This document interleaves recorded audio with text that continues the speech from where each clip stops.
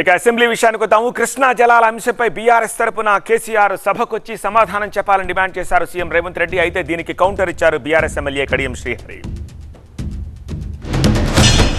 Party యజమాని ప్రతిపక్ష నాయకుడు వారు వచ్చి మాట్లాడాలి. ఇక్కడ వారు ఎందుకు ఈరోజు ఇంత ముఖ్యమైన కృష్ణానది జలాలకు సంబంధించి శాశ్వతంగా తెలంగాణ రైతాంగం జీవితాల మీద మరణ శాసనం రాసే పరిస్థితులు ఉత్పన్నమైతే వారు సభలోకి రాకుండా ఈ సభలో జరుగుతున్న చర్చలో వారి అభిప్రాయం చెప్పకుండా వీరు చెప్పే అభిప్రాయానికి ఎలాంటి విలువ లేదు. వీళ్ళు ఎంతసేపు మాట్లాడినా ఈ మాటలకు ఈ చర్చలకు ఏమాత్రము చట్టబద్ధత లేదు. కాబట్టి ఇప్పటికైనా మీరు వారికి సూచన చేయండి, లేకపోతే సభ వాయిదా వేయండి.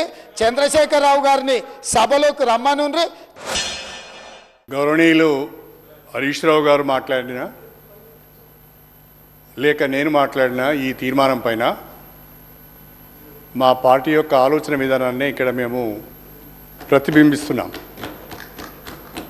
మా నాయకుడు రాలేదు అంటే, మా నాయకుడి తరఫున మా పార్టీ తరఫున మేము మాట్లాడుతున్నామంటే అదే మా పార్టీ అభిప్రాయంగా తీసుకోవాల్సిందిగా నేను కోరుతున్నా.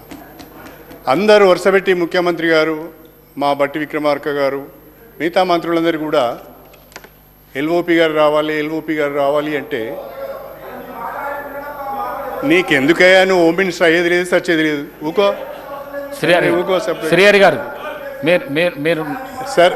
ఎల్ఓపి గారు రాలేదు అంటే కొన్ని కారణాల వల్ల వాళ్ళు రాలేకపోయారు.